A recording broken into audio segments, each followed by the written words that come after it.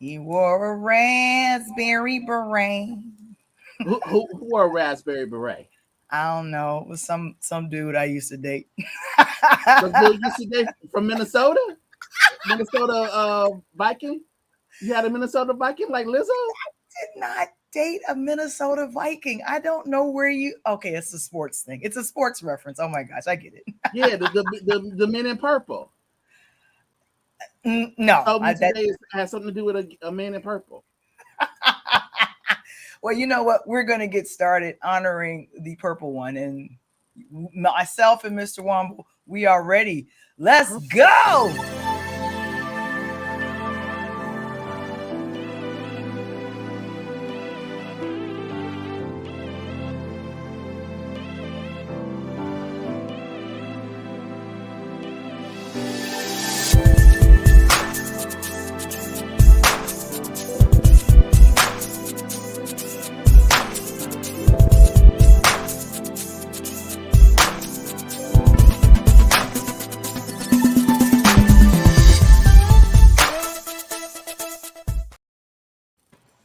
Yay! Hooray!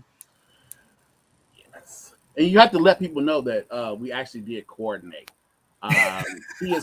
She is Peaches and I am Herb. And welcome to Interludes Extra. We're reunited. And it feels so good after a break, I after know. taking the week off last week. Hopefully, you all enjoy the holiday as much as we try to. Depending on sickness and health and all that kind of stuff. But yeah, hey, Mrs. It's Mr. Springer. Springer. All right, all right. Good evening, everyone. So Good to be we here. Good to see you, Val. How are you? I'm doing good. I hope everyone noticed we have new setup. This is not just for today. It just worked out that way. You With know, all we take a week off and everything changes, right? something Yeah, like that. Something see new like people. that. You might see new people. Who knows? Exactly. And You're full of surprises. if you're in the chat, go ahead and shout out where you are and let where you're Where from. were you? I am excited to be getting going to celebrate June 7th. Why June are we 7th. celebrating?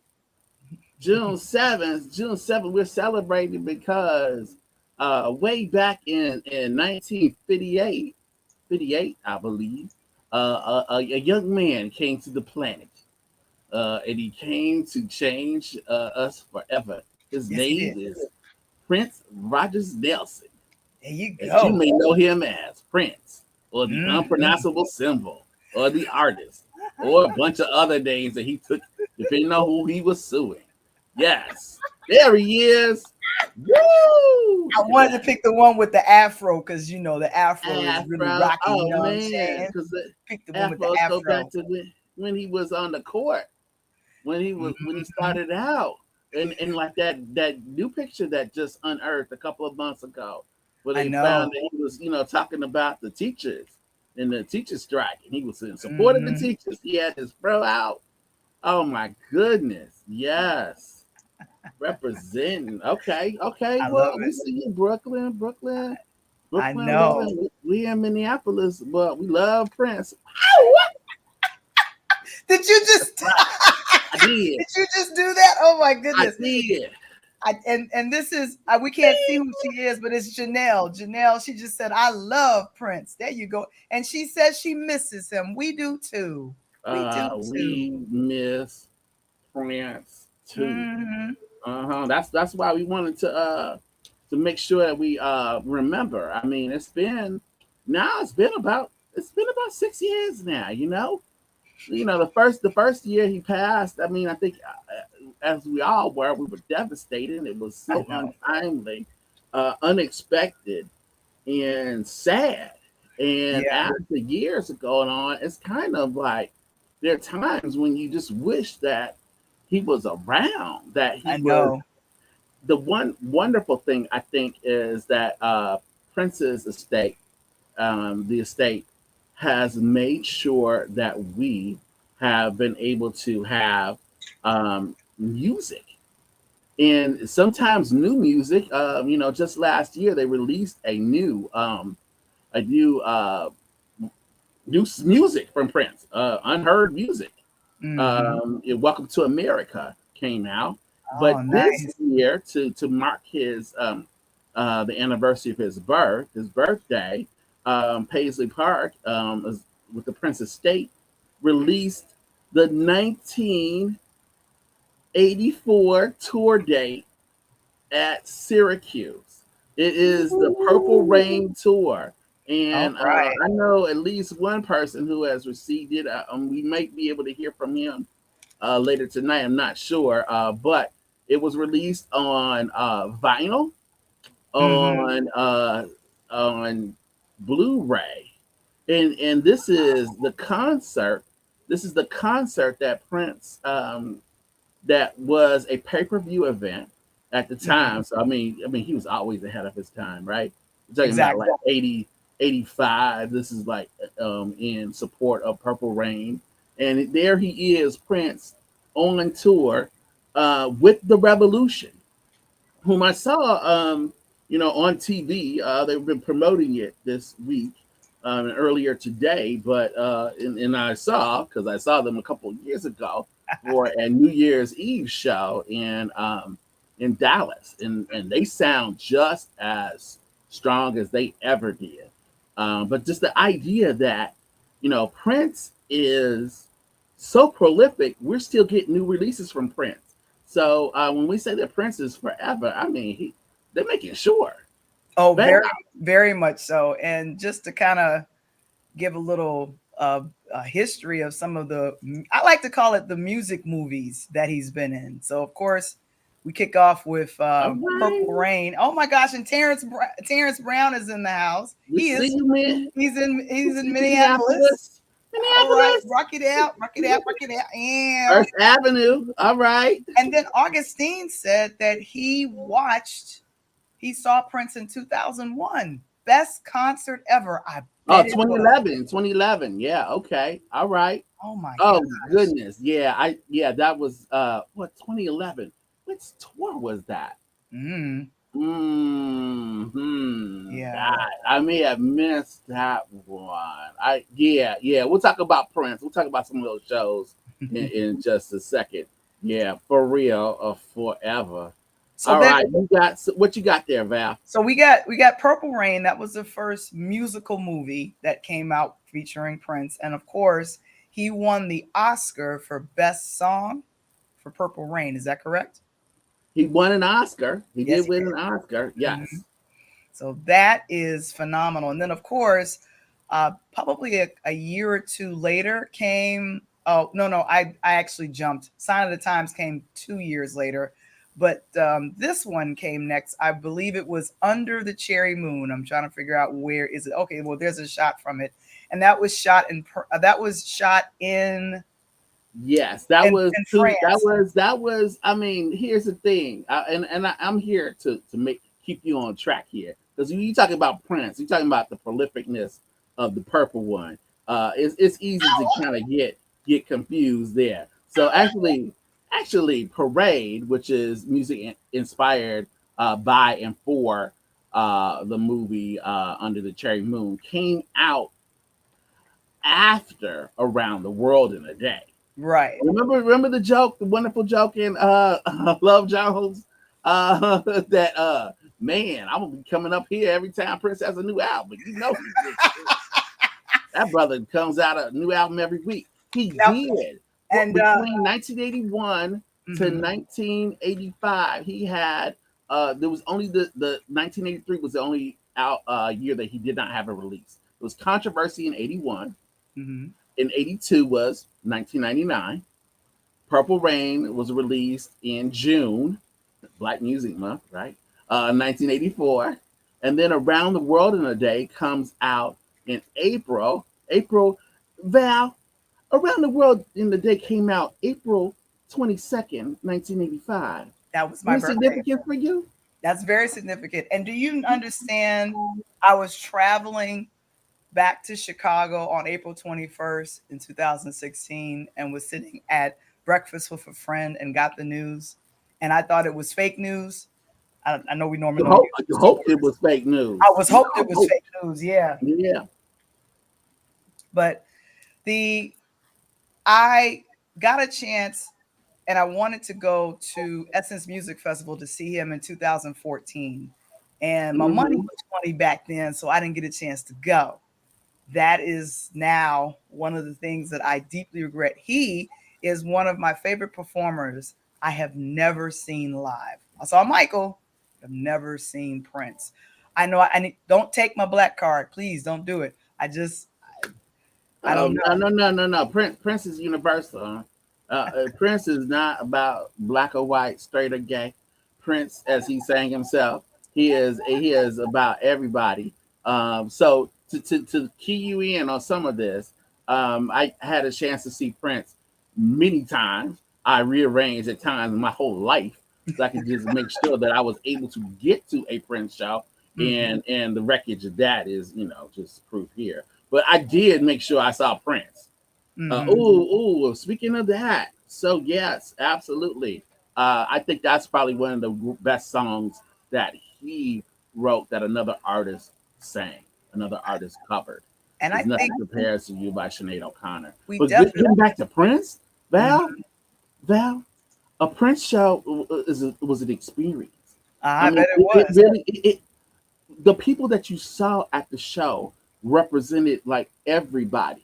And after a while, once you went to one show and you would go to another, you kind of began to expect it. Like the first time I went to a Prince show, I thought like, oh, it would be people that just looked like me, or people that were listening to some of the same things I was listening to, and that was not the case.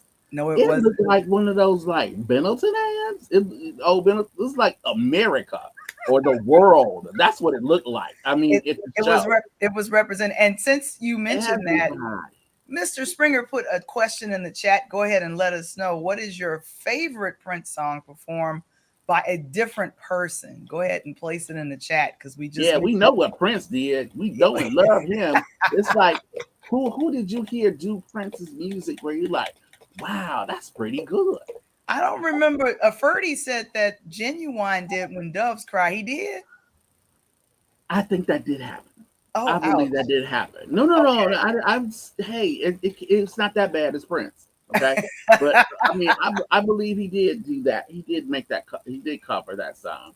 One of my favorite covers was "I Feel for You," which is Chaka Khan. Yes, Chaka Khan. Oh yeah. And I have the album cover that "I Feel for You" came from. I believe this was his first release in 78. Okay. 79. This is his second. I'm sorry. This was his second release. I'm here to I'll keep you on track. That's okay. For You comes out in 1978. For You is the first. That's what I thought. Mm-hmm. Yeah. So my favorite "Wanna Be Your Lover" is on the blue album that I like to call, and he's very natural. And then of course, did you know that Tevin Campbell recorded a song from Prince? Oh yeah. Round and round. I know. And Janelle said, "Loving the Purple," and she said that Prince was the best performer. So he was, and then you attest to that as well. Yeah. One of the shows I went to, I remember, was in DC. I was living in Virginia at the time, and I drove up from, oh boy, where was I? I was coming from like three. It should have been a 4-hour drive from DC. Of course, I did it in like 2.5 because I was going to see Prince, and I didn't want to be late. Now here's the thing: Prince didn't mind being late. Okay, but you should be late. His show started the ticket said 9 p.m. So brother comes on at midnight. Okay, 9 o'clock show, right? He comes on at midnight. He comes out. This is with the time when he's with Larry Graham. Larry Graham's on bass. And he proceeds to rock into Roller Coaster of Love. Say what? The 15-minute version of it. and everybody is dancing. It's like a dance party. That was the one thing with Prince is that, and I heard this earlier today. I gotta mention it, and it's a true thing. When you went to see Prince, you kind of had to like gear yourself up for that show, okay? Because you were gonna be moving around. You were not gonna be sitting down. This was not a like, let's sit down and relax and just watch the gentleman entertain us. Nah, you were participating. You were dancing. You were moving. You were into it. Exactly. And another one that I think people forget because he's so prolific is, remember "Do Me, Baby"? Oh, the Melissa Morgan version. Yeah, she did her version. She did her thing. And you know what? I have to say this. I did too. I have to say this. My mother heard the original and she just kept saying, "Who is this screaming Negro on my radio? Who do you have playing on my radio? What is he on fire? Is he hot? What's wrong with him?" I said, "Is he on fire? Is he on fire?" Woo, he was on fire though. He really was on fire. Different kind of fire. But a fire, nonetheless. And somebody's asking, Janelle asked, whatever happened to Tevin Campbell? That's a very... Tevin is around. He has regained himself. Somebody tried to pop off on him within the last year online, and he came for him. So Tevin's okay. And he would give him his respect, because if you don't, he got you. All right. One of my favorite musicians that's worked with Prince has been Sheila E. I love Sheila E. I was kind of rooting for them to get together, but it never happened. Well, not officially. He was too busy. He's involved with somebody's sister there in the revolution. Susanna. So anyway, here's the thing that was great is that if you listen to some of those Sheila E songs, if you listen closely to the Sheila E music, as well as some of those early time recordings, you will hear Prince. I mean, Prince, he did what they call, he sang, I guess, what's the lead track? The lead track. And then the background. He would layer the background. Right, but you can still hear his voice. It comes through crystal clear. It's like, that's a song with Prince on it, isn't it? Love Bizarre to me is almost like a duet. I know. You hear both of their voices, and it's just so. Hey, Slay. Hey, Slay. Hey, what's up, Tracy? How you doing, girl? and the way that they kind of their voices interact. I mean, I always thought like, he wasn't physically in Crush Groove, but when Sheila E comes on and does Love Bizarre, I hear as much Prince as I hear Sheila E. Well, and wasn't he known for writing under aliases? What's some of the aliases he's written under? Do you guys remember some of the aliases Prince has written under? They were so funny. The Star Company. Yes. Of course, Mr. Christopher Tracy. I know. Oh, and Augustine is saying at that concert in 2011 with Sheila E. Shaka Khan open. I was gonna lose my mind. I'm surprised you didn't, honey. Why not? I mean, he did? My Purple Life. I know. But that song came out when I was like 13, 14, discovering myself. B-side. I told you this before. The first time I heard that song, we were in a church basement playing music. Somebody had gotten on there and they were playing the song, the A-side, and they flipped it over and just started playing this. And I never seen nuns turn around so quickly. To like, what did he say? What is that? He said funk. He said funk, sister. Like, no, he didn't. No, he didn't. I know. Oh my gosh. And I mean, and Mark Lee says that Sheila E is amazing. And another artist that worked with him was Sheena Easton. She had a song called Sugar Walls. Ooh. I freaking love that. So I have the record around here somewhere. I don't know where it is. Ooh, I mean, I have the record. These are some of the steamiest, sexiest songs. I mean, this was just music, and he ain't say nothing in those songs. It's like, woo! Exactly. And then of course, you educated me today. You educated me today on a song that Cyndi Lauper did. I didn't know Cyndi Lauper covered a Prince song. Oh yeah, oh yeah. So I mean, Cyndi Lauper, TLC. There's been so many artists that have covered. I mean, I think the one that people know the most, right, is the Bangles. They sang a song that he wrote for them in Manic Monday. He wrote that for Susanna Hoffs. Oh, I think some of the songs that really the rock songs.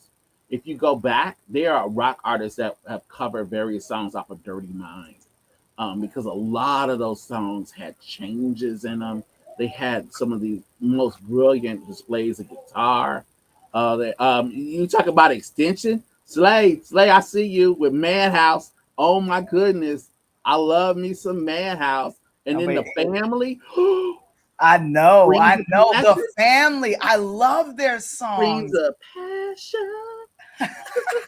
Ooh. Nah, nah. Mm. Yeah, this was an album I had to hide from my mom because he wasn't dressed on this one. Let's see it. Let's see it. Let's see that. Now let's see it. Let's bring it back out. Now your name is Block It. Why you had to hide it? There you go. All right.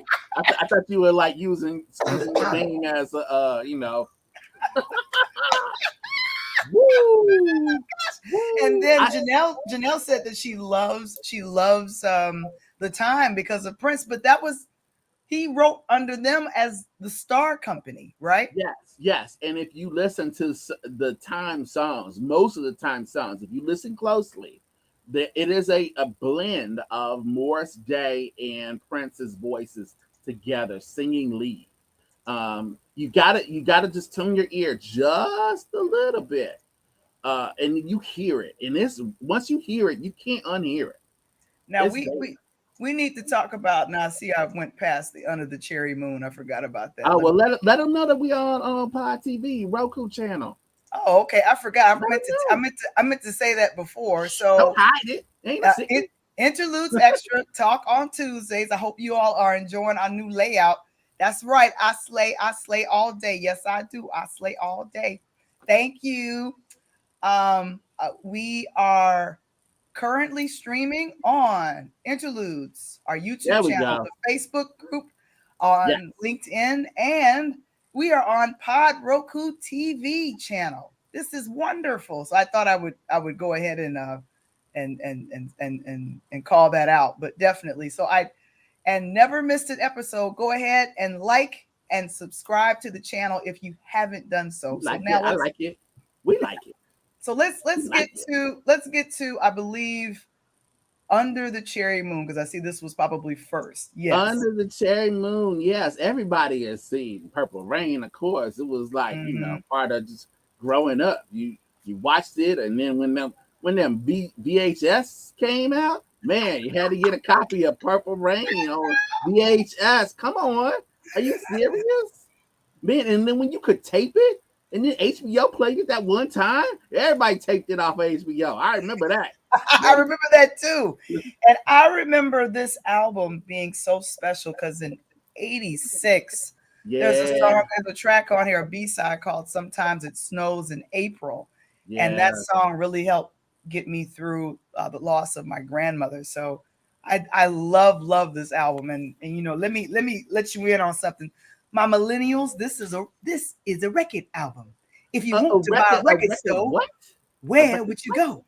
If you want to buy a record album, where would you go? So y'all gotta see the movie. Oh my gosh. All right, yeah. So this is Prince in black and white doing the unexpected after Purple Rain, after the huge success. He makes this black and white farce, this comedy that was just awesome. Okay, we're gonna go back to Sign of the Times. Really underrated. And then there's Graffiti Bridge, which is one of my favorite movies, which you and I got into an argument about recently. Graffiti. Whoa. Graffiti Bridge, dude, for real. I mean, that album was tight. But the movie? No. The movie needs to be revisited. Because sometimes people take things too seriously, too literally. And I'm glad you could understand Under the Cherry Moon was supposed to be a joke, and it was. It was funny. It was all about, and it had a serious side to it a little bit. You think about historically as African Americans, as musicians, moved from the U.S. and became expatriates. in France. So it kind of picked up on that idea. But Graffiti Bridge was this kind of broad musical. And I think that given more time and more work on it, it's something that certainly could go to Broadway now. If we see what's on Broadway now and the types of storytelling, and the way that things are set up, put together, you could do Graffiti Bridge. I mean, with some revisions, a little bit tightening up. You got these great characters, Melody Cool. You got who else is in there? You got Mr. George Clinton in that. You have George Clinton. You have I mean, that was the royalty of black music. Yeah, very much so. And then kind of that, and then kind of the introduction of Tevin Campbell, which I think he got picked up by picked up by Quincy Jones. Tomorrow will bring better you, better me. And certainly Tevin got the best out of that deal in terms of like working with Prince for not just the success from Round and Round, but later Mr. Tevin Campbell trying to sing that Prince song and tried to break it on down. I know. Now, Sign of the Times, tell me about that. Sign of the Times, excellent documentary form. Also, one of those things that could be brought to the stage as a musical, and was filmed that way. Very broad, lots of kind of symbolism, different sets. Beautiful double album. Should have won album of the year at the Grammys. That's when I became disenchanted with the Grammys. That was a tough year. That was 87. 87. It was 87. Because I And got the double CD in my house in the back. Right. But even the people that, you know, I remember at that point, Bono from U2 goes up and they win Best Album of the Year for the Joshua Tree at the Grammys. And he has to stop and say, hey, wait a minute. I didn't think I was going to be here. Did y'all hear Sign of the Times?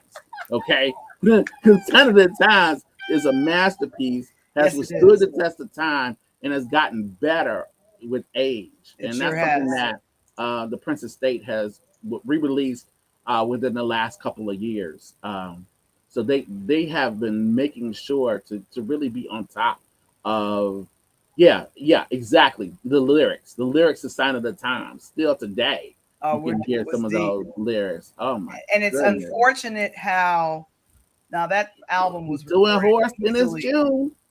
Yeah, that album was recorded. I want to say about 30 years ago.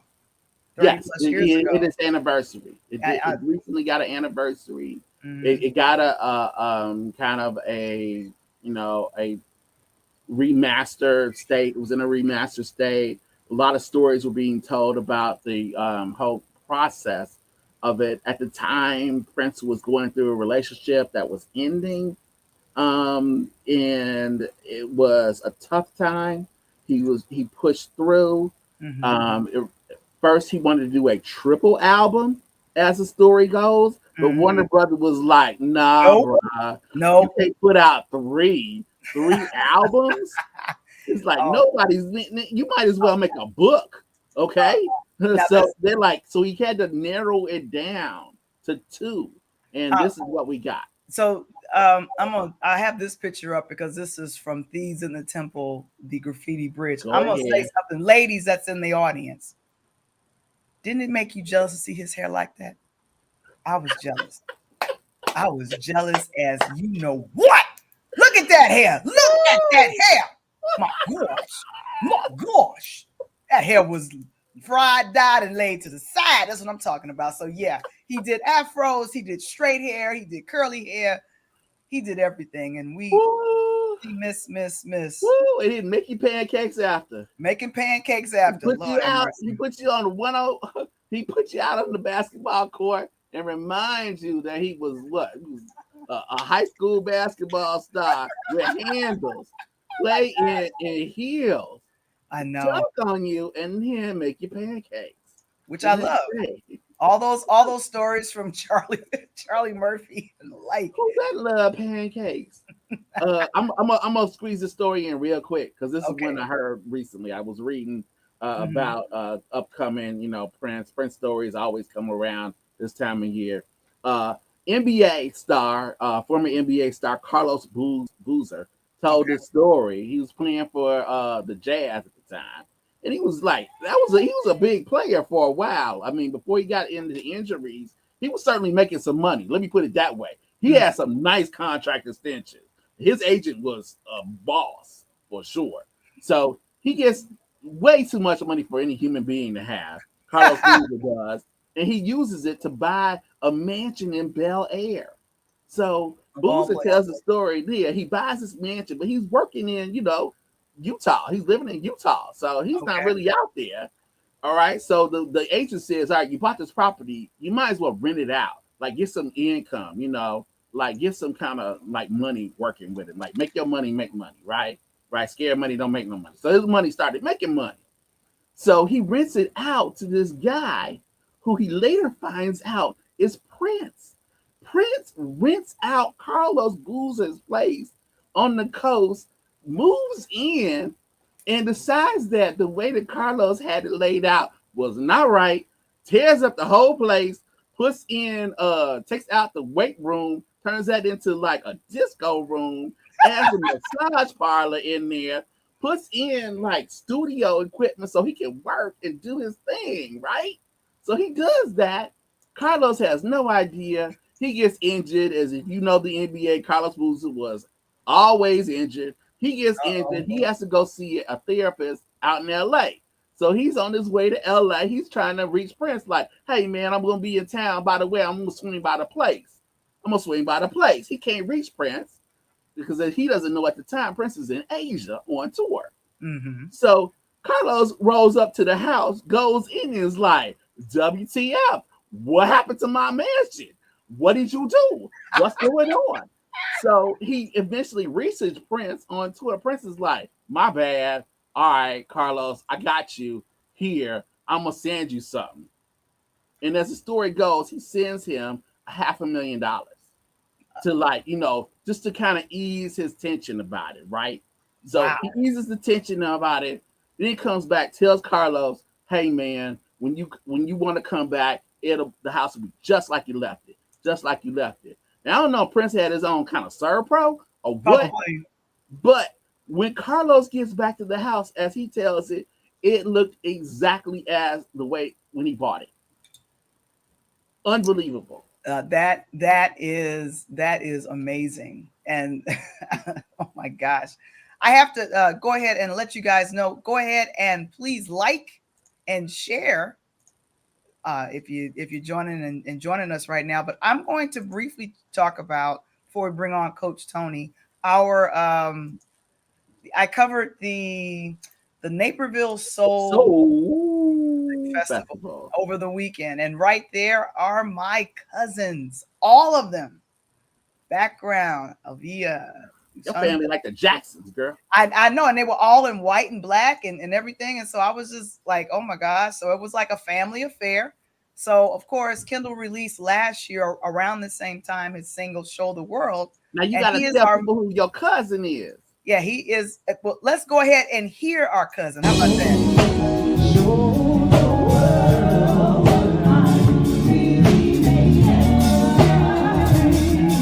Come on, Kendall.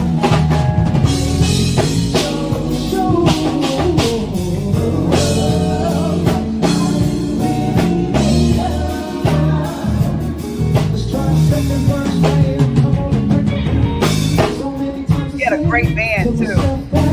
Can you really do this?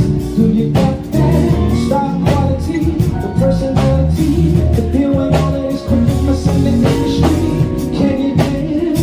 Do you sing? Can you run? Do you like to dream? Well, it seems like you're on your way to being a superstar. I want you to dance, so you got the shades on too, Michael.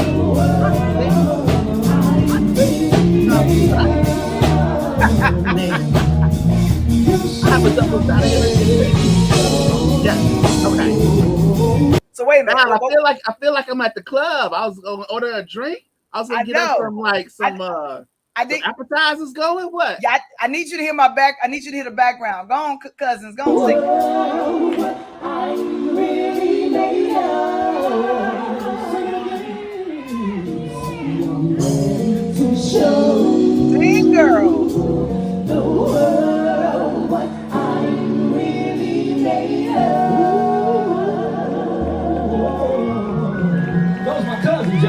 And his mom is there in blue with my other cousin.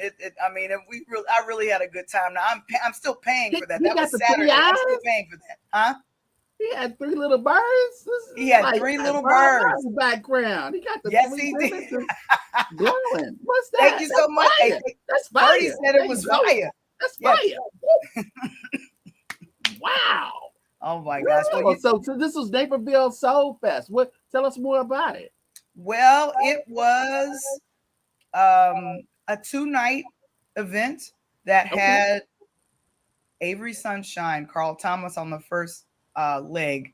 And then on Saturday, it was anywhere between 10 to 12 performers. I was very happy to see Fred Hammond, so I got my gospel on. All right. Kendall was toward the front. There was a couple of jazz and music performers. There was a double Dutch group of over 40, and they jammed it. They had a great DJ. That's why I'm a little sore, because I thought it was 1992, and my body you like it was 1999. Thought it was 1990. Yeah, you funny. Yeah, you talking about 99. Body like it's 19. All right, thank you so much, Kevin. I thought it was 1999. When I was much younger. But yeah, and then who closed the show on Saturday was one of your favorites, Kendrick the Family Soul. Oh my gosh. Kendrick the Family. Oh, I love them. I love that song, Stars. Yeah, that's a beautiful song.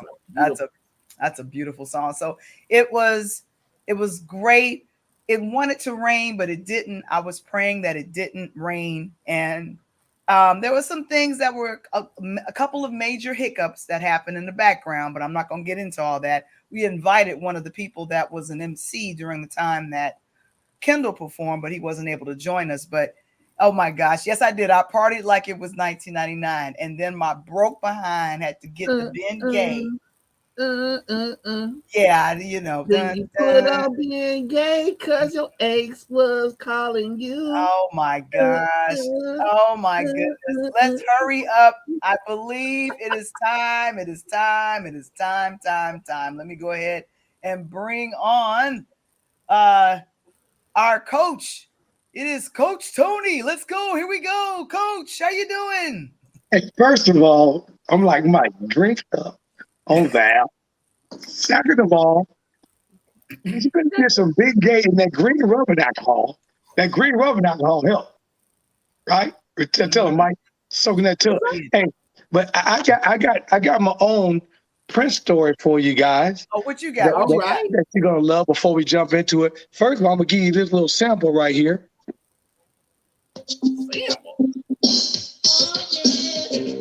Oh, yeah. All right, we ain't got licensing. Cut that off. We ain't got licensing. Yeah. You're going to hit us up like Speech. Like, hey, you're going to get taxed like Speech still. Hey, you already know I'm DJing, but so I'm going to hit you my little Prince story real quick, and you're going to go crazy. Let's go crazy. Yeah, right. My Apollonia 6 is my girl and all that. So I'm in the record store doing COVID 2 years ago, falling through some records and all that, Mike, looking up. And Val, I'm at this record store here in Nashville, Music City, and all that. And I don't know if you guys have seen the Purple Rain T-shirt. They have Purple Rain across the front. It's black and purple. Okay. There was a we seen it. We decided not to wear that one. Let's put on our mini T-shirts. So the night before and all that, there was a guy in Nashville performed at the Nashville Symphony, and he was very good friends with Prince. Tell us about the Prince story. Sounded just like him, and he told us about the story about how he met Prince with his girlfriend. He was up at the river. Prince pulls up. He runs across the river to get an ink pen, and the lady says, "Wait a minute. I know you need a purple ink pen because you run here so fast. You must have met Prince." The guy said, yes. So he runs across the lake, gets ink pen, get Prince to sign his shirt. So fast forward years later, guy ended up here in Nashville performing. So I'm in a record shop. I already got Purple Rain, already got When Doves Cry and all that. And Michael, you hit it on the head. I'm looking for Under the Cherry Moon. So I'm trying to dig in these crates and all that, and it must have been God. Bingo, Val. I get it. I find it. But here's the difference between your album and my album. The guy, his name was Brian. I can't think of his last name. Anyway, he autographs my album. And then he tells me that because the years went by, when he met Prince, he knew Prince's cousin who introduced him. That's how he got to know him. And Prince loved the way he performed his renditions of all of his music. Prince kept him on tour with him. The guy is now over all of the Prince music, and he ended up in Nashville that year, signed my album for me, and told me that they are re-releasing music that people have never heard from Prince. Absolutely. To make a long story short, I've got being a DJ, I got this site that I use to download music. Anyway, I've got 2 or 3 albums of Prince music now that has never been released that I got. That a lot of people probably have never heard. And some of it I like and some of it I don't. But the funny part about it, he put out an album right after he passed out. They put out an album called Prince Originals. If you haven't seen it, you may or may not get it. Yeah. But this was Sinead O'Connor and everybody all on it. These were the original hits that Prince made that these people then took and bought and remade the songs that he never released, but they released them and became hits. Right. Yes, the original. Yeah. That. Yes. Absolutely. Crazy.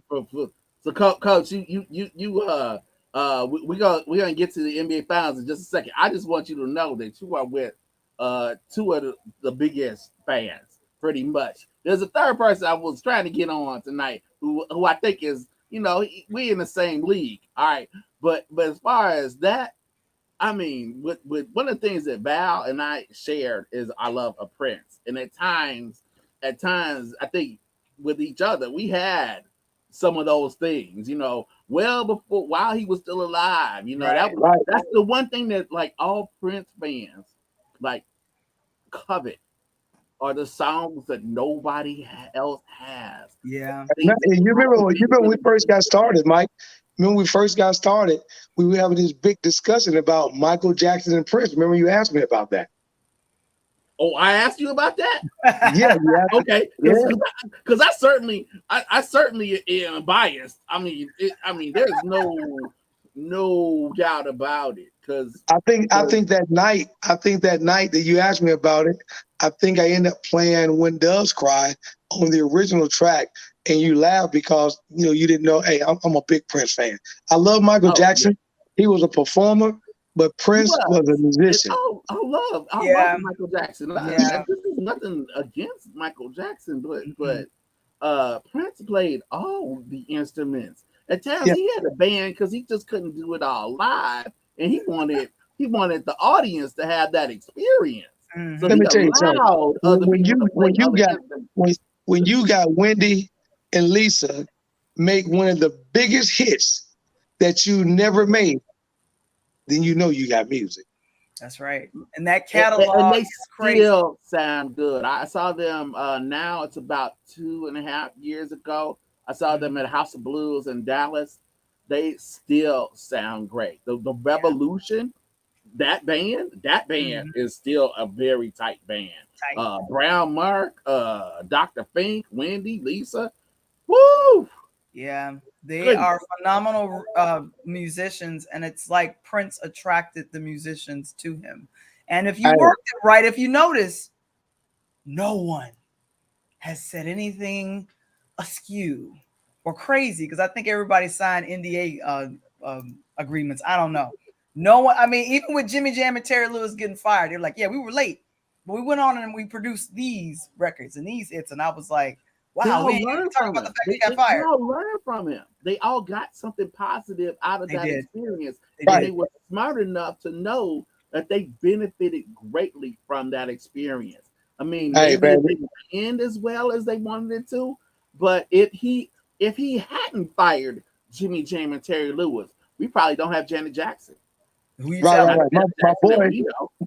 my boy that graduated out of Morgan Park with me, moved to Minnesota, told me he remember many nights in like the early 90s going downtown Minnesota, and there's this bar, and and Prince show up at 3 a.m, rock till like 12 noon the next day. That was normal. So when I saw him in DC, as I said, Coach, the show was supposed to start at 9, so he comes on at midnight. That's funny. And then he plays for like 3 hours and has to be shut down by like the city comes out and like, no, it can't. You can't go past 3. You can't go past 3, and they just shut it down. And that's just real. And Tracy says what she loves most about Prince and his music is that she can trace back and look at any period of her life and have a theme song for it. And definitely, Tracy, you are not alone, because I mean, I think I forgot, was it Raspberry Beret? That was my first kiss or something. Something happened on that song. Raspberry Beret. That's right. Anyway, let's get to these NBA finals. Hey, all I'm going to say on these finals, Val, is I told Mr. Wamble going 7. Boston with them C's had to step up in Golden State and take game 1, baby. And tomorrow night, we come back to Boston, and Mike, I'm about to tell you, all I need is 2. If I get 2 at home, going back to Golden State 3-2, because Golden State will get game 6, we're going to go 7. Now, for all of you guys listening to my wonderful voice, for promotional purposes only, here you go. If you played Boston and Golden State finals in 7, you may get rewarded. So the only problem with this is this, and of course, as it is for promotional purposes only. So the only problem with this, Coach, is that I see Boston winning at home. They're gonna win a game at home, but they're gonna win the middle game. Okay. You think so? Yes. Ooh. Yes. I do not think they're coming back in this game, because if you look here, there are 2 factors going on, right? The Celtics have not lost back-to-back games, right? Right. They have not lost back-to-back games in since they've been in the playoffs. However, where's the place that they lose the most? What place have they lost most of their games? At home. At home. What's wrong with that? What's wrong with them? Here's why I see the change, Mike. Here's why I see the change. Who gave Golden State their first loss in the playoffs? Period. Boston. And where was that at? In Golden State, where they was 10-0. That team fell apart. The Warriors fell apart at the end of that game. That was a victory for Boston. Boston won that game. Tatum played out of his mind. Yes, he did. And he has support. And then the next game, Tatum showed up again, played as consistently. He is an all-star. He's going to be one. But the role players didn't show up. He was alone. He reminded me of AI against the Lakers. It was a team versus one man. It's like, that's not going to work. Hey, I tell my AAU guys all the time, Mike, you think you better than everybody? Well, won't you let me do this? Let me put everybody else on the bench. You just go out there by yourself and play 1-on-5 because you can't win. AI figured that out the hard way in that series. They took that. Remember back then? They took that first game. And then after that, it was just like that. That took everything for him to do that. Okay. So this is what I think is happening with Tatum. Tatum is like taking too much to do this. It's taking too much of an effort for him to do this. That's because Jaylen Brown hadn't been able to step around, and then of course Smart has been. You don't know. Only thing I like about Smart is you don't know what game he's going to be injured and what game he's going to be ready to play. You know, he was injured in 2 games in the semis, and then he comes and plays. Then he's injured the other night. So if they are fully loaded, I think the key is that Golden State took Al Horford off the boards and what he had to do. Looney stepped up big time. And then the key to me to the game is Golden State actually has a bench and Boston doesn't. Now, don't get me wrong. Boston got Williams coming out the bench, which is, 9 points, couple boards. They got Williams coming out the bench. They got the other guy, can't remember his name, the rookie. So they got maybe 2. But Golden State go to Poole, they go to Looney, they got Wiggins, they go deep. So if Clay's having a bad night and Looney can step up like he did the other night, hit a half-court 3-pointer, that's it. But we're going back to Boston, and the difference here, Mike, is going to be 5 on 8 because the referees are going to be the factor.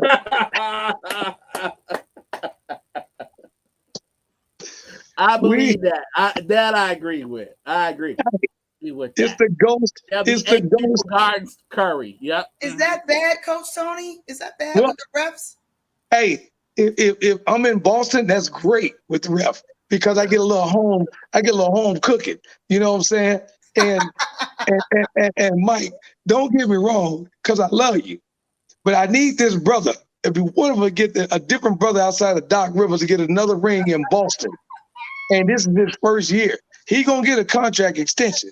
But as a rookie season, and the crazy part about it is, like you say, you can take Steph Curry's points and make them 0, and take Jason Tatum's point and make them 0, because those are your 2 stars that's giving you between 28 and 32, right?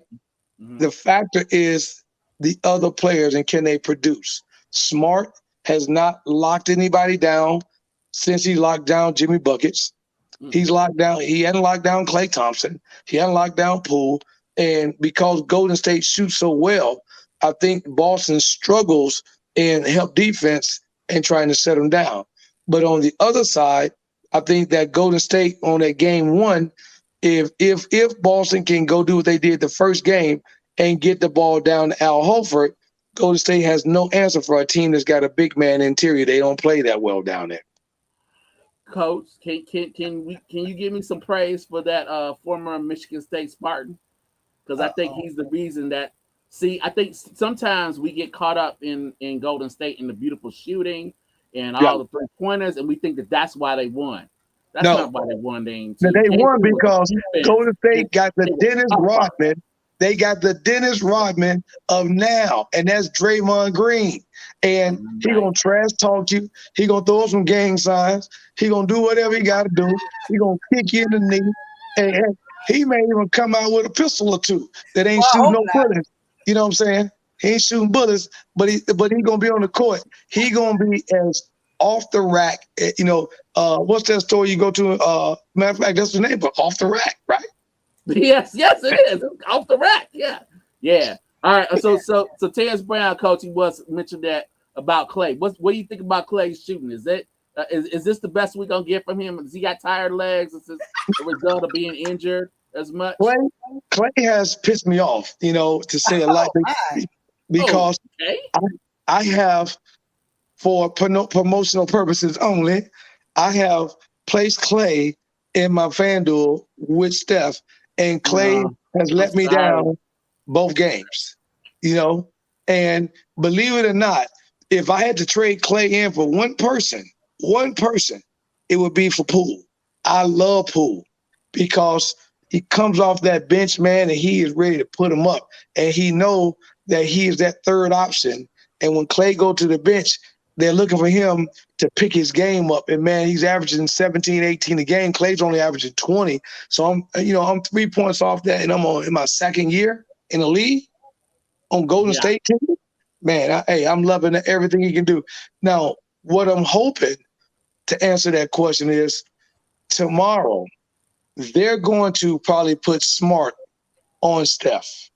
So tomorrow, Clay will show his worth. If Clay don't give us 20-22 tomorrow and Boston wins and Golden State loses, then Golden State wins in 7. I'm sorry, Boston wins in 7. I apologize. Our friend Mark Lee thinks that Clay is going to either take game 3 or 4, and that's going to be the Klay Thompson game. That'll be the game that we say, Clay showed up for the series. What are you going to take off? Take the day off? Wait a minute, coach. Like rest. In the world? Rest wise. They give them these 3 days to like rest up. I mean, them legs are gonna come back, right? And travel. And they have to travel too. Some team has to travel. Hey, let me be like a referee, blow the whistle real quick. Traveling. Terrence said nobody is slowing down Steph. Hey, I'm about to throw my homeboy R. Kelly Step in the name of love on that one. Oh my Lord. And Mark believes that Boston loses game 3. Oh yeah, I do too. I definitely think I'm telling you, it's a letdown. It's a letdown. It's coming. For promotional purposes only, do not put any of your Monopoly money up tomorrow night on that bet, because I'm taking not only Park Place from you, but I'm also taking all the railroads, and I'm sending you to jail with a don't get out of jail card. Oh my gosh. I mean, I think we'll know in the first 5 minutes. I think the first 5 minutes of that game, just like the last 5 minutes, and we're wrapping up here. The first 5 minutes of that game, we'll know. We'll know if Boston shows up. I don't think so, Mike. Here's the reason why. Boston set a record in Golden State Sunday night, did they not? Yeah. They did. Right? 40 points in the fourth quarter. No one's ever done that against Golden State, period, in no other time. So I don't think it's the first quarter. I think the game, and everybody close to my wonderful voice, hear me. The game is going to be won.